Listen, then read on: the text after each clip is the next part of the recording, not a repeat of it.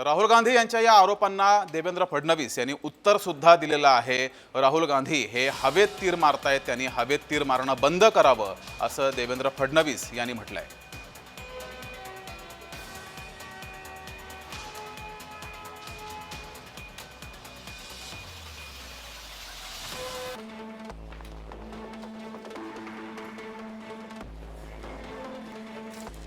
तर देवेंद्र फडणवीस यांनी काय म्हटलंय पाहूयात। झूठ बोले कौवा काटे, काले कौवे से डरियो असं देवेंद्र फडणवीस यांनी म्हटलंय। राहुल गांधी यांच्या आरोपांना उत्तर दिलंय।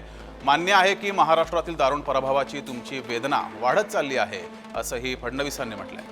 आधी राहुल गांधी यांनी आरोप केलेले आहेत, या आरोपांना देवेंद्र फडणवीसांनी उत्तर दिलंय। पण असं किती काळ हवेत तीर सोडत राहणार आहात असा सवालही देवेंद्र फडणवीस यांनी उपस्थित केलाय। पोस्ट करण्यापूर्वी तुमच्या पक्षातील असलम शेख, विकास ठाकरे, नितीन राऊत यांच्याशी बोलायचं होतं असंही म्हटलंय।